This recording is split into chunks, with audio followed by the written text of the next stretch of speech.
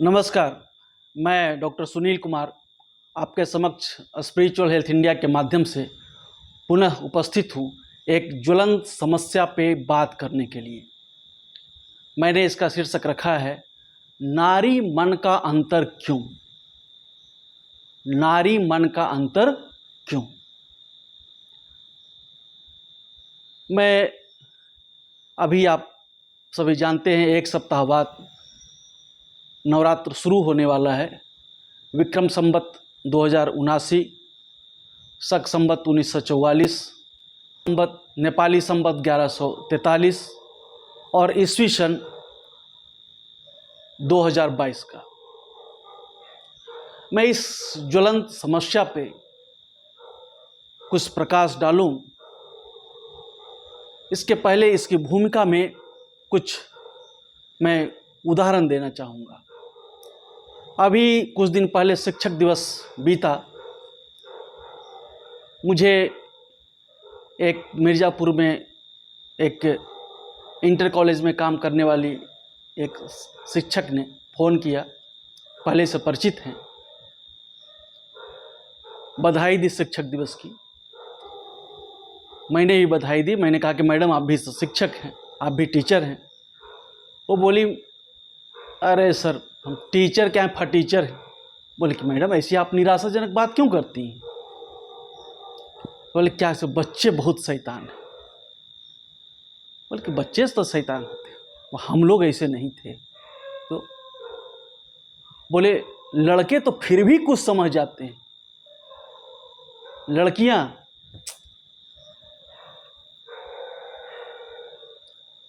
अभी मैं श्रीति मिश्रा का एक ठुमरी सुन रहा था जिसमें वो गा रही थी, किन बैरन कान भरे, किन बैरन कान भरे, मोहे मोरे पिया मोसे बोलत नाही। मैं इसीलिए कहना चाहता हूँ किस बैरन ने इन कन्याओं का, नारियों का, महिलाओं का कान भरा है, जो कि उनका मन दूषित हुआ है, मन का अंतर हुआ है, मन का फेर हुआ है। ये इस समस्या को समझने के लिए कुछ मूलभूत तथ्य हैं जिन्हें हम लोगों को समझने की आवश्यकता है। ये तथ्य क्या है? वर्तमान में हम हैं कहाँ, वेयर एम आई, इस बात को अच्छी तरह समझने की आवश्यकता है। इसमें तीन चीजें हैं। पहला चीज क्या है? वर्तमान में कहाँ है, इसका उत्तर ये कलयुग है। आपने पंडित जी को पूजा के पहले संकल्प करते हुए देखा होगा। उन्होंने कहते हैं कली युगे कली प्रथम चरणे। ये हुई एक बात, युग की बात। दूसरा क्या है? कल्प है, बोले श्वेत वाराह कल्पे। और तीसरा क्या है? मनवंतर है। क्या कहते हैं? ये वैवस्वत मनवंतरे। अभी मनु का 7वां मनवंतर, वैवस्वत मनवंतर चल रहा है। तो यदि कोई भी अप्रिय घटना होती है, बुरी घटना होती है, हेर फेर होता है, असत्य वाचन होता है, लोग कह देते हैं अरे अभी तो कलयुग चल रहा है। पर इसके तीन पहलू हैं, एक नहीं।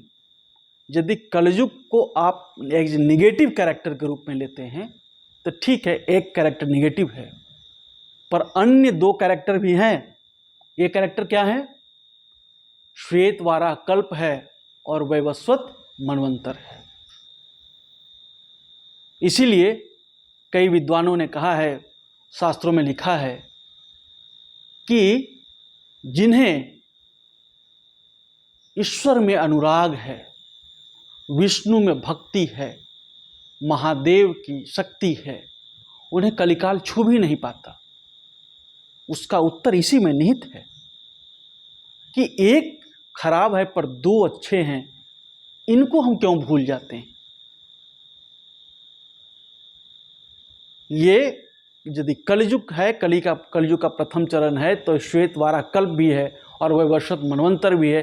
कल्प जो श्वेत वाराह है वो विष्णु के रूप में है, ये शूकर के रूप में है, सुअर के रूप में है, वाराह के रूप में। तो विष्णु को क्यों भूल जाते हैं?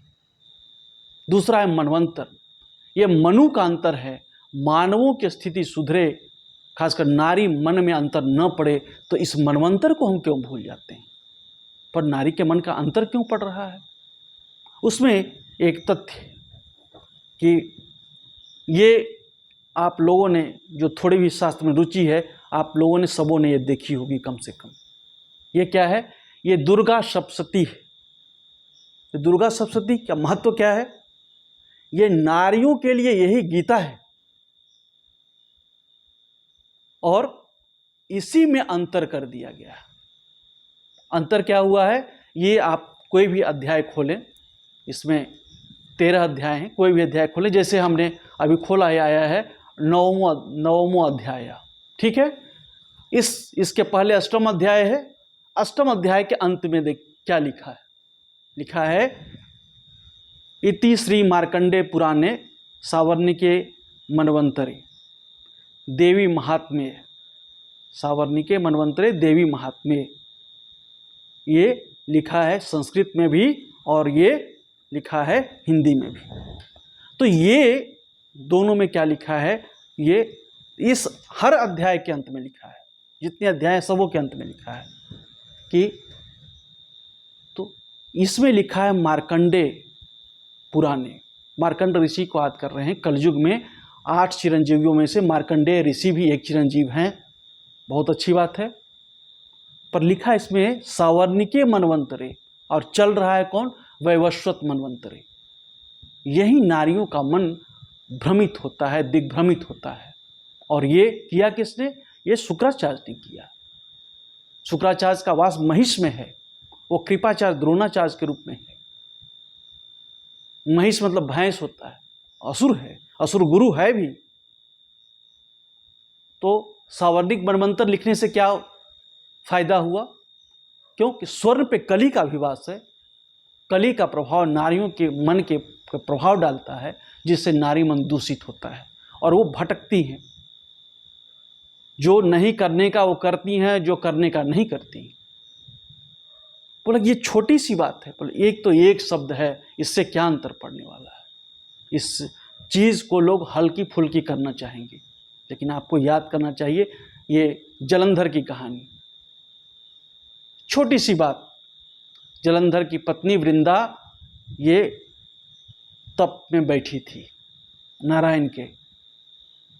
महादेव बार बार वध करते थे जलंधर का, जलंधर फिर उठ खड़ा होता था।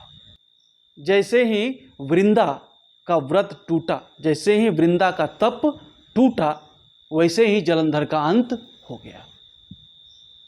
तो इसलिए वर्तमान में इस एक छोटे से अंतर करने से कली का तप, कली का संबंध नारी मन से टूटेगा, उसकी ऊर्जा कमजोर होगी, उसकी शक्ति कमजोर होगी और कलिकाल का अंत हो जाएगा।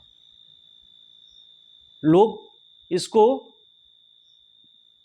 कहते हैं कि छोटा करने की कोशिश करें, हल्का करने की कोशिश करेंगे, अनइम्पोर्टेंट बताने की कोशिश करेंगे।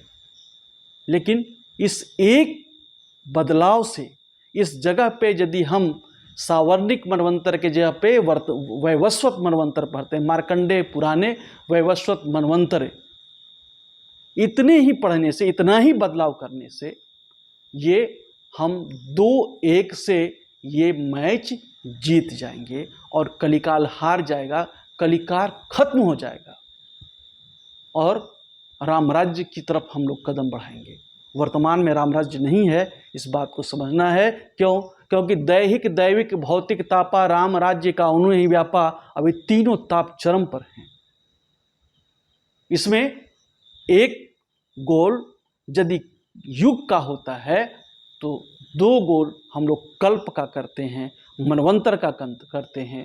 2-1 से हमारी जीत होती है, मानव की जीत होती है, मानवता की जीत होती है, किसी एक जाति धर्म की जीत नहीं है। इस तथ्य की गंभीरता को जितनी गंभीरता से लेंगे, उतना ही जल्दी आप बदलाव कर पाएंगे जितना जल्दी बदलाव करेंगे, ये धरती की स्थिति, मानव की स्थिति, अभी देख रहे हैं गाँव में लंपी वायरस चल रहा है, भैंस का महत्व बढ़ रहा है और गौ वायरल डिजीज से मर रही है। इसलिए हमारा कहना है कि इसके महत्व को समझें और इसमें बदलाव करें। कई लोग इसे हल्के फुल्के में ले सकते हैं, क्यों? क्योंकि सबकी समझ एक सी नहीं होती। इसे कहा गया है कि सारे पुरुष या सारे साधु सभी दुर्वासा ही, सभी अगस्त्य नहीं हैं।